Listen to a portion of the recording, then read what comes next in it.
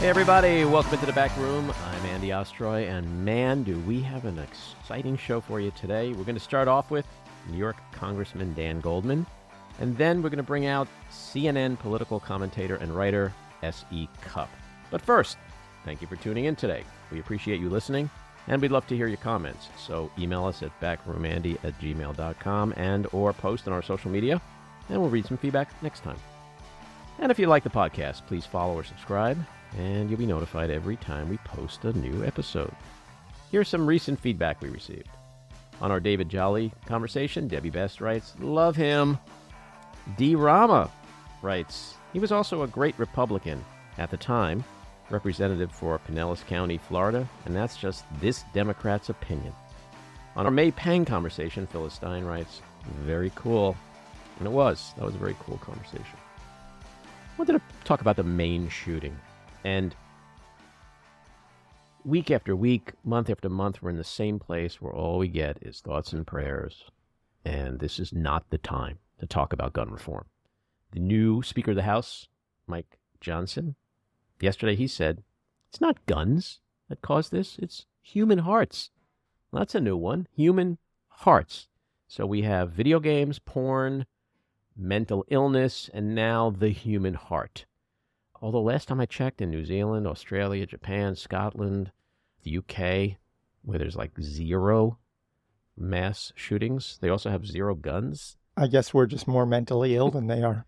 And then you had Jared Golden, who is a congressman up in Maine, who apologized yesterday. And he vowed, unlike in the past, he is now going to support an assault weapons ban. Maine has a yellow flag law. If it had a red flag law, we might have stopped this shooting. Yellow flag laws are just like watered down versions of red flag laws. They're not as aggressive when it comes to examining those who have mental illness and the process you have to go through to conclude that they are not worthy of purchasing a gun or getting a gun license. Also, the process is different with regard to how families can report people in their families with mental illness. Instead of going directly to a judge, you have to go through the police department, and then the police have to have had arrested you on something. And it's like the country supports this stuff. 3/4 of the country support red flag laws, support background checks, support raising the purchasing age to 21. These are no-brainers. But here's the interesting thing that I learned in the last 24 hours. Between 1994 and 2004, when the United States had an assault weapon ban, the likelihood of dying by an assault weapon decreased 70%. 70%. And then you look at the countries that have bans or instituted bans after a mass shooting, like just one shooting, done. Gun ban, right? There's no massacres. There's no mass shootings. This is not rocket science, people. You take away the guns, the assault weapons, you have strict gun laws, and you won't have the kind of gun violence that we have in this country. I think in the last 12 months or something, we've had like almost 600 mass shootings. So that's almost twice as many days there are in a year, right? So when there's a shooting, that's not the time to discuss gun violence, when the fuck is, right? Everything seems to go backwards here. Just hours before the rampage happened in Maine, the Senate voted 53-45 for an amendment to make it easier for veterans with mental disabilities to get guns. And that was literally just hours before. And John Kennedy, said on the floor that my amendment would prevent government workers from unduly stripping veterans of their rights to bear arms. And so I don't see us moving forward on this in any way, shape, or form. It's such a fascinating issue because it impacts everyone. It impacts every family. It's not a red or blue issue. You're not immune from gun violence, death, if you're a Republican or a Democrat. It's like the environment. We all drink the same water. We all breathe the same air. The environment's a good example because we have a divide on climate change amongst the parties. And of course, the hurricanes affect red and blue equally, but it seems to be an ideological divide no matter what happens. Yeah, well, the fact that someone could try to convince you that guns have nothing to do with gun violence. I mean, come on. Just be straight up and say, we know guns cause gun death, but we have a right to have them. Just say it. But this, human hearts is what causes gun death. Like, what does that even mean? And this is the Speaker of the House now. So we know what's coming out of Congress. Nothing. There's a lot to unpack with Mike Johnson. So let's move on to our winners and losers. My first loser, university overt anti-Semitism exploding across the United States. My second loser, the election of one of the architects to overturn the 2020 election, a seditionist Speaker of the House, Mike Johnson. My loser this week is everyone who voted for a Christian nationalist nut job, Mike Johnson, especially those representatives in districts that voted for Biden. My winner is the UAW. They reached a tentative contract agreement with Ford that could be a breakthrough to end the nearly 6-week-old strike, and this is a big win for unions. My winner, Jenna Ellis, former Trump attorney who came forward and is now going to testify against him. My loser, Jenna Ellis, who still doesn't seem to be taking any real responsibility for what she did. All right, let's get to our weekly rant. In the 2.5 weeks since the barbaric attack by Hamas on Israel, we've seen posters of kidnapped Israeli hostages pop up all over the world, including here in New York City. We've also seen countless videos of smug, self-righteous assholes indiscriminately ripping down those posters. They include young and old, Jews and non-Jews alike. These are the very same people who condemn war and condemn Israel for its retaliatory airstrikes on Gaza, which have displaced, injured, and killed innocent civilians, men, women, and children. In their condemnation, they assert that the people of Gaza, Palestinians, should not be equated with Hamas, that they're not the same, and therefore they should not be victimized and made to suffer because of Hamas's actions. They claim to be demonstrating compassion, empathy, and sympathy for innocent people caught up in a brutal war. Yet they wander the global streets searching for posters of Israeli men, women, and children who are also innocent victims, human beings who fell prey during an unprovoked massacre. Like Palestinians in Gaza, they didn't ask for their homeland to be attacked. They didn't ask for their kibbutzim to be overrun by murderous terrorists. They didn't ask to be kidnapped. Like Palestinians in Gaza, they are caught up in this centuries-old conflict. They are not the same as the Israeli government. And I suspect many have actually participated in the massive anti-government, anti-Netanyahu protests that have engulfed Israel for some time now.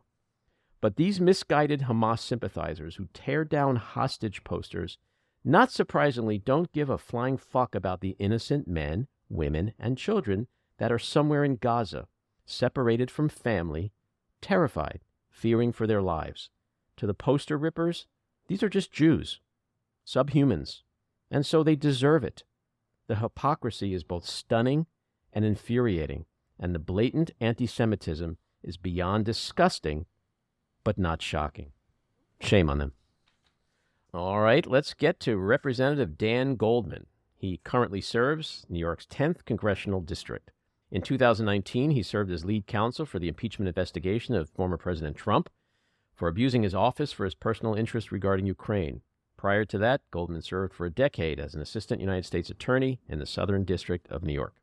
Congressman, welcome back into the back room. Thank you so much, Andy. Great to be back. So I had intended to start with the chaos in the House, but last night we had a tragic mass shooting up in Maine. Like most people, I'm at a loss for words. I don't even know what to say. When does this carnage, how and when does this carnage end? When Republicans start to do what the vast, overwhelming majority of the American people want to do, which is to pass common sense gun safety legislation. And in this particular case, as I understand it, and I just read this in the media reports, the fugitive that they believe to have conducted this mass shooting was in a mental institution for 2 weeks this past summer.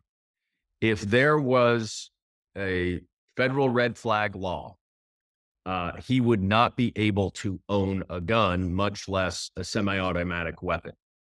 And that alone would have prevented this particular mass shooting. There are other mass shootings that could be prevented with other common sense gun safety legislation. But what the Democrats are proposing is not to take guns away from Americans. It is just simply to make sure that those who have guns qualify to have them and are properly vetted to make sure that they don't use them improperly. And this is just another heartbreaking example of how common sense gun safety legislation could have saved at least 18 lives, perhaps more, that are just needlessly and lost. So are your Republican colleagues, they're just owned by the gun lobby? Is that what this boils down to? And that nothing's going to change until we flip Congress and get a bigger majority? I mean, that just seems to be the only solution, isn't it? Well, I do think the gun lobby has a lot of influence, although I think it is diminishing. I think, frankly, gerrymandering is hugely problematic because the Republicans, for the most part, who are in Congress are in very, very red districts.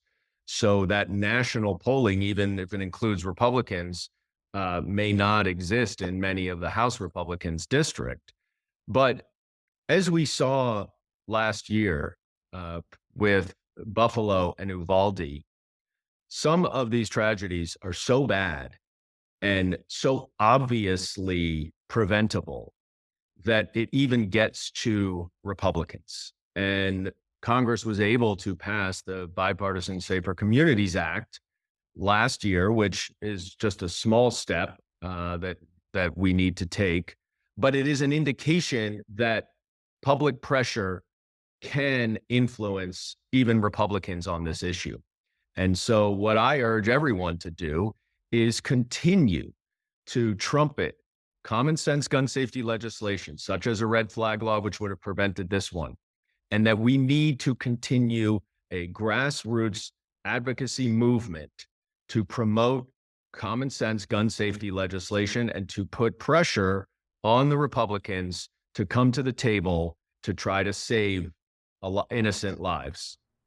Yeah, it just seems like such a lofty goal, that the frustration that people like me at home feel, it just seems like there's an entrenchment that is insurmountable, and that the only answer is just to fill Congress with as many Democrats as possible. And we have an important election coming up next year, and I think that has to be a huge message.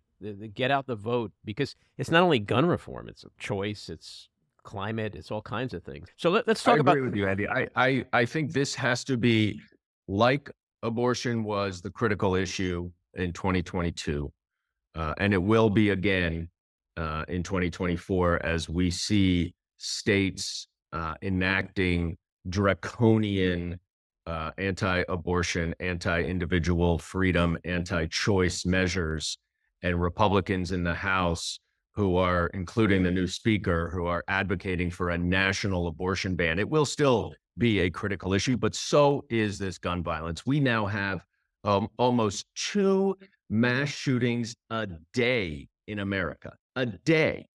It is the leading cause of death among children in America. It is unacceptable. There is no justification for those facts, and the failure of the Republicans to simply pass regulations that make sure those who own guns are doing it legally, properly, and with proper vetting. That's all. That's what it's trying to do.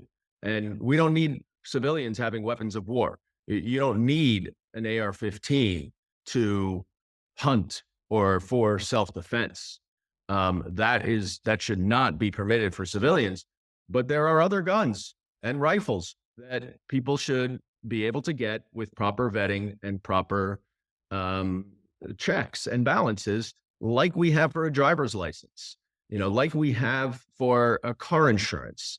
There are many things in our society that are far less dangerous than guns that we require certification or licenses for. And it's just unacceptable at this point to continue to allow the scourge of mass shootings to continue. Mm-hmm. I've had people like David Hogg and Victor Shi and your colleague Maxwell Frost on, and I do think that Gen Z is not only going to be relied upon incredibly next year, but I think they're going to continue to come through. So let's shift to the House. It's now the morning after.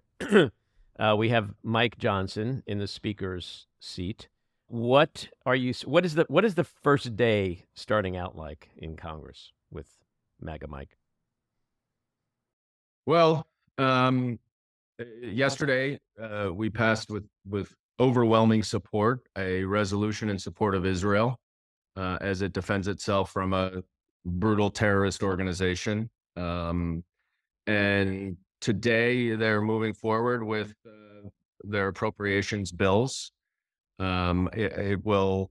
One of the problems that Democrats certainly had with the former Speaker, Kevin McCarthy, is that even though Republicans, including based on Kevin McCarthy's negotiations, agreed on top line appropriations numbers for this next fiscal year in the Fiscal Responsibility Act, which raised the debt ceiling limit, the Republicans are breaching that agreement, and they are actually lowering those top line numbers for each of the individual spending bills. So these bills not only reduce dramatically spending that Americans need and programs that Americans need, but they have also been including poison pill culture war amendments that are incredibly discriminatory against the LGBTQ community and restrict basic medical care, including reproductive health care, that have nothing to do with these appropriations bills and should have nothing to do with it. But it is just another example of the extremism that we're seeing out of the Republican Party. And so therein lies a significant problem that we have in trying to work in a bipartisan way. Mm-hmm. Who are the biggest winners and losers? I mean, besides Johnson himself, who is a relative nobody, inexperienced, unqualified, doesn't even believe in the Constitution, wanted to overturn a free and fair election and overthrow the government, in essence. Besides him, has Matt Gaetz just risen to the top of the shit pile in terms of power, influence that he's going to be able to yield? Has MAGA just become more powerful than they could ever have dreamed? I mean, the Speaker of the House is MAGA Mike. It's unfathomable. Well, the biggest winner is Donald Trump. And there's no question that Donald Trump played a significant role in the Speaker's race. When Tom Emmer, who's currently the majority whip, was the candidate, Republicans seemed to be rallying around him. And then Donald Trump came out and attacked him, and his support evaporated. And the reason he attacked him is that Tom Emmer voted to certify the election. And Mike Johnson, of course, did not. And not only that, he was a significant legal architect of Donald Trump's effort to overturn the election. And Donald Trump wants to have a Speaker of the House who would be willing to overturn the next election. And that is what he's focused on. And he got it. So Donald Trump's the biggest winner, and then his MAGA associates in the Republican Party are the second biggest winners, including Matt Gaetz, including the extreme right. There was a civil war between traditional Republicans and the MAGA extremist Republicans, and the MAGA extremists won. And that is now so clearly what the Republican Party is. And how do you think that impacts next year's election? A year ago, Republicans said, give us control of the House.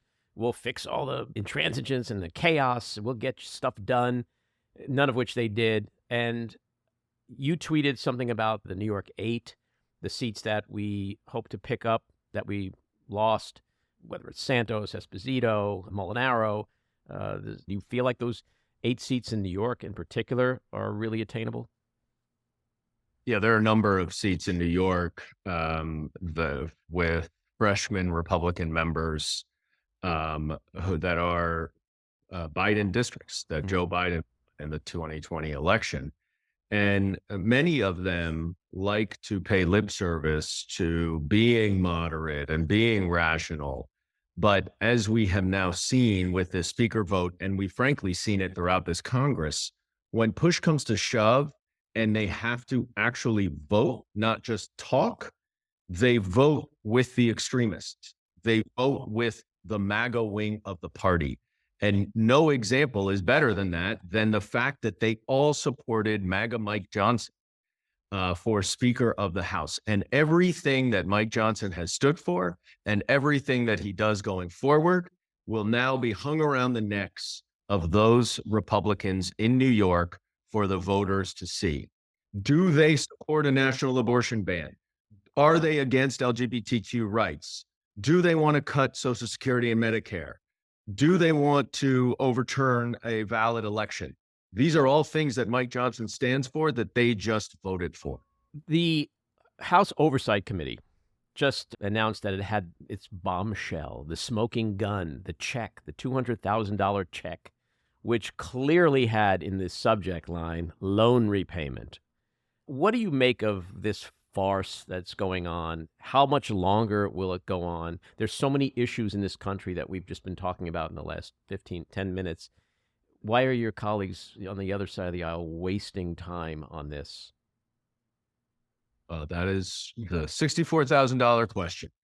We have had 10 months of an investigation. They have over 14,000 pages and counting because they continue to get bank records. They have more than 2,000 pages of suspicious activity reports that the Department of Treasury provided access to. They have a lot of information from the Department of Justice. The Biden administration, unlike the Trump administration, has been very cooperative with this complete fishing expedition of an investigation, and they still have no evidence of wrongdoing by President Biden. None. And they can say whatever they want, and they can gaslight and make false statements and misrepresent the evidence, as they did last week with this $200,000 check that was simply then civilian Biden, Joe Biden's loan repayment by his brother for a loan that he had given him, a temporary loan that he had given him 6 weeks before. And they're trying to make this into some big international crisis. It's absurd. And it is long past time that we stop wasting the time of the Congress and the American people and the millions of dollars that they're spending on this investigation that has no evidence. So yes, this should end immediately. And if it doesn't, we will continue to point out the farce that it is. It seems inconceivable that it's moving the needle with the people they need next year, the independents, the people in the middle. So who is it targeted to, if not just the zombies sitting at home watching OAN and Newsmax? It just seems like such a colossal waste of time, not just for the American people, but for the Republican Party. I don't know what they're getting out of it. Oh, come on, Andy. You know the answer to that. Donald Trump. Donald Trump is pulling the strings. Donald Trump, through his acolytes, Marjorie Taylor Greene, Matt Gaetz, the other extremists on the right, wants Joe Biden to be impeached as retribution for his own impeachments and to assist in his electoral campaign to become president. The irony of the fact that this investigation, much of this investigation, is the same subject and topic that Donald Trump tried to extort the president of Ukraine to do an investigation of in 2019 is not lost. And he only wanted him to announce the investigation because he just wanted to use it for his campaign. He was impeached for that. But President Zelensky, a new president in a fledgling democracy that is obviously, as we have seen, incredibly dependent on the United States, stood up to Donald Trump and resisted doing an improper investigation. Sadly, House Republicans do not have that backbone to stand up to Donald Trump. He is calling the shots, and this investigation is solely for him. Yeah, well, your colleague Pete Aguilar yesterday said it perfectly. This has been about one thing: who can appease Donald Trump? Yeah, I mean that's a big part of it, and ultimately I think the last 3 or 4 weeks have been an internecine battle within the Republican Party to determine the direction. And just like we've seen in the presidential election, even though Donald Trump has been indicted 4 times, even though he called for the execution of the Joint Chiefs of Staff, even if he has given classified information to other countries. I mean, the more and more stuff that comes out, it is so clear that that person should never get near a public office, and yet he's leading by 50 points in the Republican primary. That is the Republican Party. Mm-hmm. And American voters are going to have a choice at the ballot next November. Do they want a corrupt, narcissistic, wannabe authoritarian to be the president? Or do they want somebody who has rallied our allies, who is wise, experienced, and incredibly competent, who has passed historic legislation to help the American economy, and both domestically and also internationally? That is the choice that voters have. And I think it's going to be a very stark one. So let's shift to Israel. It's been 3 weeks since the massacre. I know you were there when the massacre occurred. Where are you today with this conflict? Look, I am where I was 3 weeks ago, which is that a terrorist organization brutally and savagely, in a subhuman way, attacked innocent Israeli Jews with an effort simply to exterminate and eliminate Jews. It was an effort in genocide. Israel has now declared war on Hamas, as is their right and their duty to defend their citizens and their borders, and Hamas needs to be eliminated. But this is not a war against the Palestinian people. This is a war against a brutal terrorist regime that has been terrible for the Palestinian people in Gaza, which Hamas has controlled for 15 years.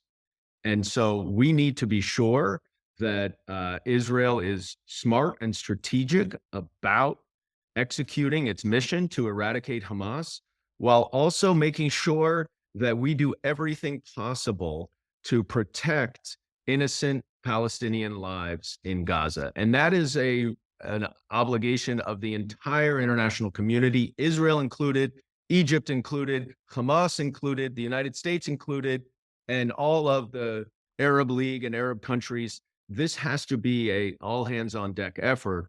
And we need to root out terrorism, and we need to get those hostages back immediately. Yeah, well, it's such a complicated situation. I know you got to run to a vote. Please come back soon and let's finish this conversation because it is so important. Thank you, Congressman. Thanks, Andy. Thanks for having me. Let's talk a minute about the House. We have a new House Speaker, Mike Johnson. It's going to be a fun year. That's all I can say. A lot of fun. I'm just terrified. I mean, he's actually worse than we could have imagined, although it was probably inevitable that someone as bad as possible would elevate to the top. There's so many things wrong with him, it's hard to put them in one thing. I mean, he doesn't believe in evolution. He thinks that teaching evolution is why we have school shootings. And of course, abortion is also why we have school shootings. He's married to his wife in what's called a covenant marriage, which is stricter than regular marriage, and is only legal in 3 states. And it was basically created to counter the horrors of no-fault marriage. Yeah, I hear he's going to be in the next season of Handmaid's Tale. So, look, he's young-looking. He's articulate. He's very mild-mannered. He's a Jim Jordan in Mike Johnson's clothing. Only he's even in some ways more vile than Jim Jordan, which is hard to achieve, but you know where Jim Jordan's coming from. And Jim Jordan isn't vehemently anti-gay. There's some things that are just more out of step with the American people than even Jim Jordan, which is hard to imagine. All the conservative shit, abortion, gay marriage, all that crap, isn't it? Climate change is fake. That's fine with me. You're a conservative, I'm a liberal. I get it. But like denying the election, that's a whole other bag of tricks. I just want to mention a couple of things real quick that happened with the Donald Trump situation this week. In addition to Jenna Ellis, we learned that Mark Meadows was given immunity. Those 2 things Jenna Ellis, Mark Meadows, huge. And the dominoes continue to fall. And they're going to continue to fall until they land right at Donald Trump's doorstep. I think you guys know my feeling on Donald Trump ultimately pleading guilty, taking a deal, and dropping out of the race. But we'll move on from that. And then Michael Cohen back in court testifying in that civil fraud trial in New York State. Lots going on with Donald Trump. He's in a whole heap of trouble. All right, it's time to bring back S.E. Cupp. She is a CNN political commentator and most recently host of CNN's S.E. Cupp Unfiltered. Before joining CNN, she hosted MSNBC's The Cycle. She's a nationally syndicated political columnist, culture critic, author, and consultant who regularly writes for the New York Daily News, Glamour, and CNN.com. She was previously a consultant for Apple TV's The Morning Show, starring Jennifer Aniston, Reese Witherspoon, and Steve Carell, and the HBO hit series The Newsroom. S.E., welcome back into the back room. Thanks for having me. I love being here. Well, where do we begin? I was going to start with the chaos in the house, but then last night, this tragic mass shooting, another one every week, week after week. Where does this end? What has become of America that this is our normal way of life now? Well, let me answer this by bringing up another story that really got to me this week. And obviously, the Maine tragedy is so awful. And we're going to learn more about that. But we know what we need to know. We know what the problems are here.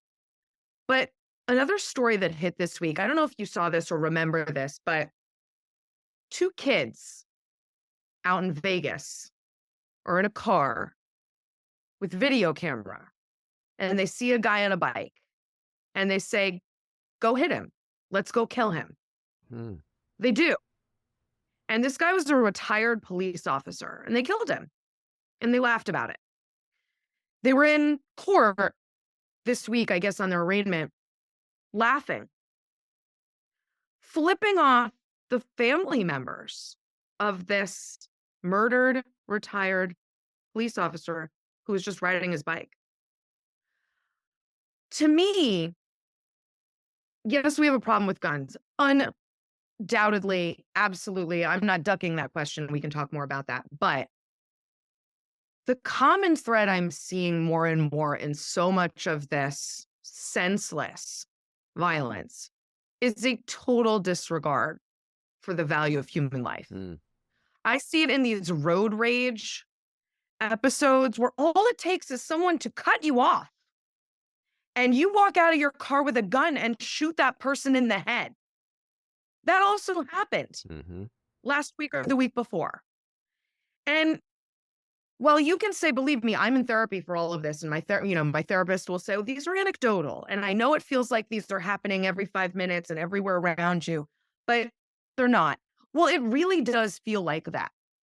Like there's so much haphazard, capricious, senseless violence happening, small town, big city, anywhere you go, you can't escape it. And it really fucks with your mind. It really makes you think we are soulless. We have lost our way. I think that's true in all of these episodes. But I really hope still that we are appalled collectively by all of this and that we do have a shared humanity that outweighs this sickness in our country, this hate, extremism, division, anger, racism, bigotry, anti-Semitism, homophobia, Islamophobia, all those things. And then just this senseless disregard for life. Well, it's all those. It's a lot. Yeah. Well, and all those things existed for as long as this country was in existence. But it's hard for me not to think that all of it just amplified the minute Trump stepped onto the national scene. And it's like inhumanity is the goal today. How cruel can we be?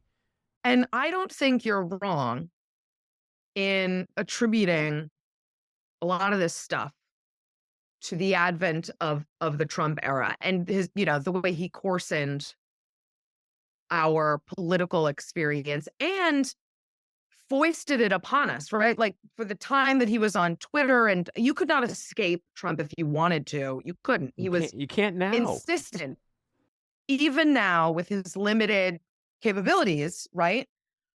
He wants to be in your life invasively.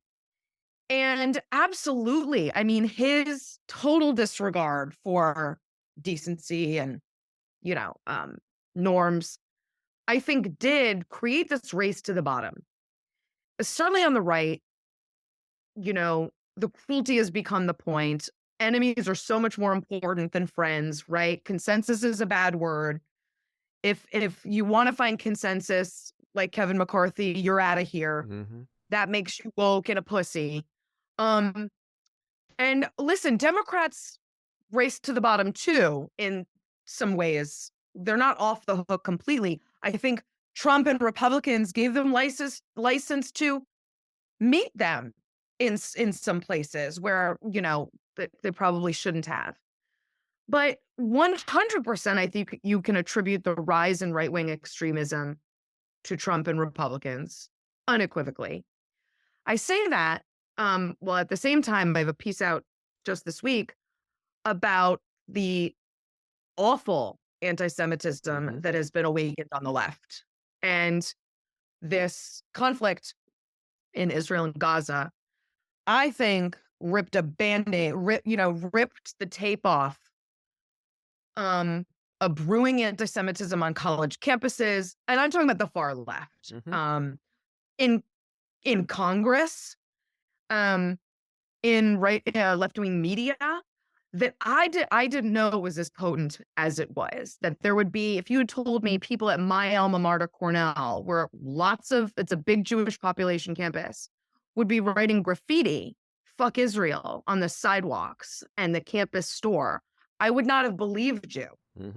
But there's this radicalization of the far left against Jews. There's no other way of putting it. And I'm not saying if you support Palestinians, you're anti-Semitic. That's not what I'm talking about. It's this total disregard for the suffering of Jews, of innocent people, and then wanting more of that. That there's no other way to put it. That is anti-Semitic. You don't like Jews, period. I'm shocked by it, as shocked as I was when I saw neo-Nazis marching in Charlottesville, attaching themselves to the right, and then my former party embracing them. It's shocking. It's shocking. As an American Jew and a left-winger, I agree with you. I am shocked by the videos I see of these young students, some of them Jewish, walking around ripping off the hostage posters. Why are they ripping off posters of innocent men, women, and children who are Israeli, who were taken hostage? They're not the government of Israel. They didn't ask for war, or they didn't ask for their kibbutzim to be, invaded and have 1,400 of their fellow citizens massacred. The worst massacre of Jews since the Holocaust. The compassion, the empathy, all of that exists for the innocent civilians of Gaza, it just does not exist for the innocent men, women, and children who are on those fucking hostage posters. I don't understand this disconnect, which to me means some of my fellow Jews in America and all over the world, as well as non-Jews, don't know what the fuck they're doing. That's the only conclusion I can draw, because otherwise it's illogical. Well, a couple things. It's illogical in a way because these posters of missing Israelis and Americans, Jews, who have been taken hostage by Hamas, aren't up for practical reasons. We're not looking for them here. They're for awareness and compassion, and let's pray for these innocent victims. So it is illogical to take them down because there's the only point in that is cruelty. Right. And so in addition to being illogical, I would very quickly fill that blank in with it's also anti-Semitic. I think you don't like Jews because, as you say, they are also innocent victims. Palestinians are victims of Hamas as well. We can grieve all the victims, all the innocent victims, but to proactively go out and spit on these innocent, either murdered Jews or kidnapped Jews, to me only means one thing: you don't like Jews. And that's obviously appalling and very hard for me to wrap my mind around in 2023. But here we are. The second thing I'll say is, when I was in college, I think this is a part of it too. When I was in college, the only way you could be rebellious as a student was to be conservative. You know, everyone around you was liberal. The professors were liberal. Your student colleagues were liberal. The administration was liberal.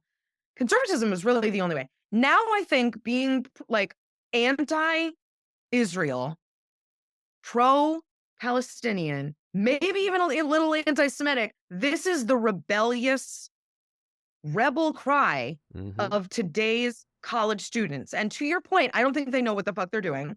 I don't think they understand. I don't know. History. Were they not taught the Holocaust? Like, were they not? Because I was taught about the Holocaust and slavery. These two things were the biggest sort of scourges, you know, in modern history. I was taught them real well. And so to see young kids today on the right wanting to keep up Confederate soldier monuments is mind-blowing. And then to see this new anti-Semitism on college campuses, where it's not just we align with Palestinians because we align with the oppressed. It's and fuck the Jews. Exactly. On top of that, there's no wall separating these two thoughts. And I don't know if they're learning this at home or at college. Either way, it's appalling. I'm 63, which means I was born in I'm 64. Fuck. I'm just reminded by my... Thanks, Jen. I'm actually older than I even thought I was. Excuse me. Let me dust myself off now and finish my thought if I can, because I'm so old and feeble.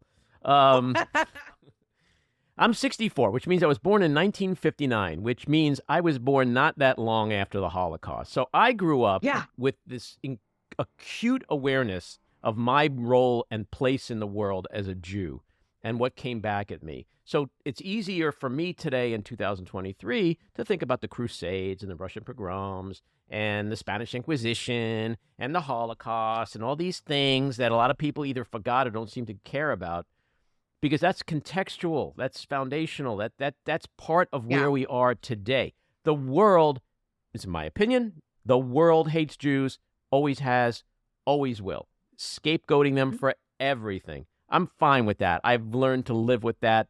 We're seeing it on full display right now. You know, you look at the blame for the hospital bombing.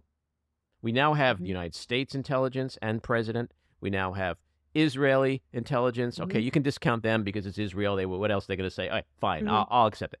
France, Canada, the New York Times, Associated Press. Media, right. Israel didn't bomb that hospital, okay? But yet Rashida Tlaib still refuses to believe that. That's where I was going. And now, not only does she still have that tweet up, but in the days since, she's doubling and tripling down on this rhetoric, which is so dangerous. I need an independent investigation. That's conspiracy theories. Yeah. Just like 9/11 trutherism. No different. No different. Yeah, and no one can tell me there is no cause and effect between, no connectivity between that kind of rhetoric and what we're seeing all over the world in terms of protest, or in fact, maybe Samantha Wall, who got murdered in Michigan, in Tlaib's home state. And it's very, very dangerous. And that's why, so when I see these kids, especially the Jewish kids, ripping down these posts, what do your parents must be really proud of you. This girl that I think you talked about, one of the NYU student, I forget her name, Walker or Walkman or something like that. Rhino Workman. Yeah. Rhino Workman, and they identify as they, them. She just lost a huge job at a law firm that she was going to get. I'm sure her parents are going, $270,000 for tuition, and you just lost. Like, this kid's not going to get a job, you know? And so, to your point, it's like, it just seems like this is the cool thing to do today. Yeah. To bash Israel, when in fact, Israel was the victim. I don't understand how people are losing track of that. It's 1,400 people died, 4,600 injured, hundreds taken hostage, massacred. And we're not just talking like a bomb or this, that. We're talking about babies getting burned alive, the most evil, diabolically evil shit since the Holocaust. and no one seems to care, and no one seems to connect that to anything that's followed. I don't know. Maybe I'm just looking at it in a different way than I should. No, this is rational. This is rational. And the opposite that's happening is irrational. If you can't state the obvious that Hamas is a disgusting terrorist organization that brutally butchered innocent people, if you can't just say that as a lawmaker or a professor or someone in a position of authority, you are fucked in the head. I'm sorry. There's no other way around that. It's obvious and it's a fact. Now, that doesn't mean you have to support Israel as a government. Mm-hmm. You have to support all of their policies. Mm-hmm. It doesn't mean you can't support the Palestinians and want the end of their suffering. Of course you can. But if you can't state that obvious thing, you hate Jews and you are fucked in the head. Yeah, done. Well, Period. It's the false equivalencies, the whataboutisms, the both sidesism. It's the language that's being thrown around, open air prisms, proportionate response. I saw this thing, this guy who was on BBC, and he was asked by a reporter about proportionate response. He was like, "Oh, okay, so you're saying Israel should go in and massacre 1,400 people and burn alive the same number of babies and behead the same number? What does proportionate mean? It's just a term people throw around. It's a way of dodging your own anti-Semitism and your disproportionate, skewed sense of reality. Mm-hmm. That bringing up a proportionate response, or we should have a ceasefire, or a pause now is what they're dressing that up as. This is a way of avoiding, I think, the obvious point, which is that you see an equivalency between Hamas and Israel. Right. Which is fucked. I mean, that is not Mm-hmm. that is not rational. And then you should confront probably some of your own biases for that. Mm-hmm. Because we are spitting facts here with compassion for every victim involved. We've said it several times. Compassion for every victim involved here. It should not be controversial to say what is obvious, which we have said now several times. In my lifetime, I've never seen anyone in the world cry over spilled Jewish blood. That's just the way it is. There's a bandwagon when it happens on the other side. That makes me very sad to hear. Yeah, well, it's just that's just the way it is, and we've seen everywhere. We've seen the rise, even before this massacre, the rise in anti-Semitism. Somehow Israel, who is the victim, is now the perpetrator. And the problem is, and I still can't get anyone to answer this question for me. I get it all. I, as a Jew, as someone who's grown up with the Holocaust, I don't want to see anyone suffer. I don't want to see oppression anywhere. Right. I don't like occupation. I don't care. I don't like any of it. But to see people justify the barbaric acts that Hamas committed. Celebrating it. Yeah. Celebrating it. And like to blame Israel for being attacked. Because then the question becomes, what are they supposed to do? How do they go after Hamas to prevent this kind of massacre from happening again when Hamas has surrounded itself as human shields with the people they are supposed to be protecting? What is Israel's choice here? Well, again, this is a rational choice. To me, there is only one choice. Of course, you have to retaliate as a deterrence, but you also have to try and solve this problem, which I don't think can be solved with resolutions. That's very clear. The Hamas charter is real clear, and it is the extermination of the Jews and the end of Israel, period. How do you rationalize or make resolutions when your government's stated goal, right? Hamas is the government in Gaza. How do you negotiate with that? There isn't a negotiation. Israel withdrew from Gaza as a way of saying, okay, you live over there and we'll live here. Well, that didn't work because they still have the same goal. No matter where they live in the world, they'll have the same goal. Hamas has the same goal, which is to get rid of Jews. What do you do about that when they actually try and go and do it? You have to stop them, of course. And it makes me very sad to hear that you don't feel like you've got allies because I think you have a lot of allies. And again, I think this can feel asymmetric and like the world is coming down on you. I get that. But I haven't felt this isolated in the world. I know I've heard that from a lot of people. A lot of my Jewish friends have said, I feel unsafe. Sometimes, in some cases, for the first time in their lives. We're now seeing, I see as a Jew, it's like, oh, this is how it happened in Germany. It's not abstract. It's not abstract to me anymore. And all it takes is that one maniac to come along and stoke the flames of hatred and rile up people. And I've been saying for years now, thank God our economy is as strong as it is. Because if we had 20% unemployment and 15% interest rates, look at what we have in this country in the last few years without that. People scaling the walls of the Capitol, anti-Semitism on the rise. My God, like, this is how it happens. So that's where, when I say as a Jew, I've never felt this way, at least in the last, I don't even know if I've ever felt this way, honestly. I could say ever. I've never felt this way, and that's pretty damn scary. Well, I think we collectively forgot. We're supposed to never forget. Right. And I think it's clear that certainly among a generation, they forgot and maybe never learned in the first place. And then a lot of other people who know better forgot.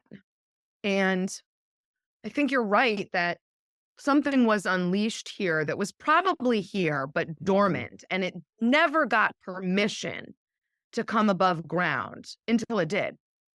And then it came above ground on the right and the left. First on the right, for sure. The neo-Nazis, the white supremacists, the Proud Boys, and the Oath Keepers.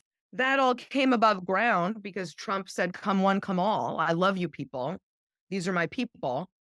You have fine people on both sides, right? But they became, and this is normal. I'm not ashamed. I'm not going to wear a hood. I'm going to march with a tiki torch, completely uncovered. Here's my name, printed in your paper. Right. And then I think on the left, this radicalization, this far left radicalization against the Jews got permission too when you had members of Congress supporting BDS and talking in anti-Semitic tropes about Israel and Jews that had been, I thought, really a thing of the past in polite society. Those were things you could not say. And then they said it. And the more they said it and the more they justified it with politics and justified it with oppression language, it became normalized too. It became mainstreamed, and now it's cool. This sickens me, but it is cool on college campuses and in far left circles to hate Jews and just pretend it's about Israel, but it's about Jews. It's about Jews. I just can't get away from the things I hear about Israel's being genocidal. It's like, whoa, October 7th. Do you not know what happened that day? That was a genocide. That was a genocide. That was like 40,000 Americans, the equivalent of 40,000 Americans dying on 9/11 because of the size of Israel. And so what are they supposed to do? Right. Well, the inability of people to understand that rational thought is troublesome. But I also just see, I don't know if you saw this video in Washington, D.C. of a guy in a car, driving the car, and he comes up against a woman on a bike and her small child on a bike, and they're in a bike lane, and she's asking, the car's blocking the bike lane, and she asks if he could just move so they can continue in the bike lane. And he says, fuck you. Your safety is not my concern. Are you a Jew? And she says, in fact, I am. And he goes, I knew it. I knew you were a Jew. You're entitled. Where does that come from? Because that has nothing to do with Hamas and Israel. This is a woman and her child, right, in America, just asking to ride their fucking bikes. Where does that hatred start? Where does that start? That, I think, bothers me more than the inability of a lot of people to understand the geopolitics of self-preservation among Jews in Israel. Like, Well, that bothers me too. that's just speaking to the more macro issue of incivility, inhumanity, cruelty. That's the fabric of the culture that we live in today, and we see it all over the So world. Let's shift to the sickening. House. Speaking of Okay. dysfunction, To a lighter subject. yeah. So now we have a Speaker of the House, second in line to the president, who just doesn't happen to believe in the Constitution. He likes to overturn free and fair elections, and he is nicknamed MAGA Real Mike. with the theocracies. Yeah, I mean, it almost makes it like when I see liberals now who are saying like he is anti-choice and he is anti-LGBTQ and anti-gay marriage and anti-gun reform. I'm like, what do you expect? He's a Republican. He's a conservative. Right. Like, why are we even talking about that shit and not the fact that the Speaker of the House, the second in line to the presidency, is a seditionist? Yeah, right. This is where we are today. So the conversation we just had, if you layer that on, it's like it just seems on some level to be getting worse and crazier. Feels like it's coming apart. And that's very disorienting and scary, right? To feel like institutions you could trust are coming apart. And it is. And I think one of the wilder things about Mike Johnson, so he's getting the shit you're talking about from the left, which is predictable, but also why are you surprised by this, as you said? From the far right, he's getting weirder shit. I don't know if you've seen the knocks on him from the far right. So Mike Johnson has a black child in addition to white children. Wow, I did not know that. And after George Floyd, Mike Johnson did some interviews where he said about George Floyd, I watched that video. There is no other way to see that than murder. It was murder. And as the father of a black child, I know that my black child will have a tougher life than my white children. That's just the world we live in, and we need systematic change in America. The far right is deeming this wokeism because to them, systematic racism does not exist, and George Floyd died of an overdose. Mm-hmm. But they all voted for him, every single one. Yes, no, I know. And I'm by the far right, I mean like the Laura Loomers and the very far fringy right, not members of Congress. Just the lunatics on the far right. And listen, this might seep into Congress. You might start hearing this from the Lauren Boeberts or the Marjorie Taylor Greens because, they pick up on this shit. Matthew Dowd. People on. Matthew Dowd tweeted something, I think last night or this morning, and he said it was something to the effect of, what you think you know about Mike Johnson is just the tip of the iceberg. Just wait over the next few days or a week or whatever. And I'm wondering, what does he mean by that? I think you will hear a lot of, he has talked in the past because he comes from a Christian background and he was a lawyer for Christian foundations. A lot of pretty terrifying talk about theocracy and the role that religion should play, specifically Christian religion should play in American democracy. It's pretty chilling. I've heard that for a long time, and I studied religion, as you know, so I'm used to these, these beliefs. But coming from a position of that level of power, I think is going to sound pretty shocking and terrifying to a lot of people. I think that's probably what Matt is talking about. He's pretty Handmaid's Tale, isn't he? Like just a religious freak who, I don't know. I struggle with how we end up in a place where that's who the Speaker of the House is. I don't think he was chosen, right? Specifically, we ended up with him because there was like no one that was gonna pinball through the crazy Republican House with a totally pure record. And so they accepted his extremism because extremism is so much better than a consensus builder. So they accept his extremism. In fact, I'm sure a lot of Republicans love his extremism because they know he won't compromise with Democrats. And that is the most important thing. It's not legislating. It's not solving problems. It's not being a good leader. It's not governing. It's not compromising. I think they'd rather be the minority, honestly. I think Republicans would rather be the minority. Well, you just wrote a piece, and I want to read something from it because it really, to me, hits the nail on the head. The piece was called "The Right is Broken and No One is Fixing It." And this is what you said, quote, "For Trump, who desperately wants to keep these good vibes going, the chaos and the dysfunction are a perfect foil for his own legal battles and help obfuscate the fact that much of this was his doing. He effectively broke the right so that he could transcend it. For America, we're all watching what it looks like when a political party is in its final throes of usefulness and relevance. Rest in peace." I mean, the party's dead, isn't it? Like, they're not broken. It's dead. If you judge a political party by all the metrics, it is completely useless today on all of those metrics. It's not governing. It's not helping getting Republicans elected, right? Republicans are losing. Republicans lost the White House, the Senate, the House in 4 years, right? It's not doing that. It's not a standard bearer for a political movement, i.e. conservatism. No one I speak talks in the conservatism that I grew up with values and principles like lowering the debt and the deficit, anti-protectionism, family values. None of that matters anymore. So it's not you're checking no boxes as today's Republican Party. And it's just condensing. It's getting smaller. It's getting less effective, obviously. It can't even govern itself, let alone the country.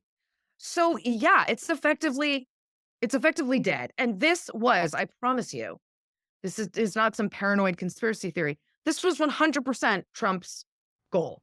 Because if anything's bigger than him, if the Republican Party is bigger than Trump, conservative values are more important than Trump, if anything's bigger, then he loses. He needed to break every democratic institution, the Republican Party, the conservative movement, evangelicalism. He has convinced evangelicals to believe that Jesus would have been woke, is too woke now. He broke it all so he could be bigger than all of it. He did it. He was successful. He did it. Yeah. And one has to give him credit. I mean, I've had arguments with people. He's a moron. He's this, he's that. He is an evil genius.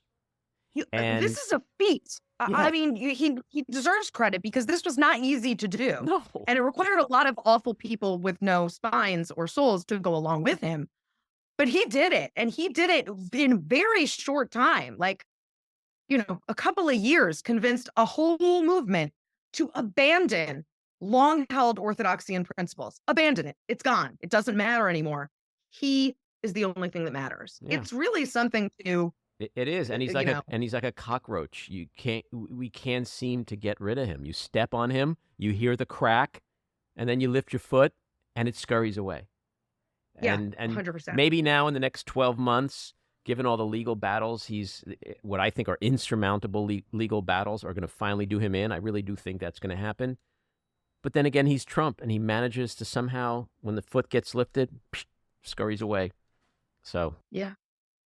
S.E., it's always a blast to talk to you, even if it's just talking about the worst shit possible. World ending, yeah. You always help to make some sense of it. I look forward to chatting again and see where life takes us the next weeks and months. Better times. Thanks, buddy. All righty, take care. I appreciate you. This episode of The Back Room was edited and produced by me, Andy Ostroy. It was co-edited and co-produced by Maddie Rosenberg and co-produced by Jen Hammoud. Our theme song was composed by Andrew Hollander, and our logo was designed by Cricket Langell. And special thanks to Patricia Wind. Please take a moment to rate and review the podcast, and also follow or subscribe. Until next time, keep your eyes on Washington, Hollywood, and your own backyards, and have a great week.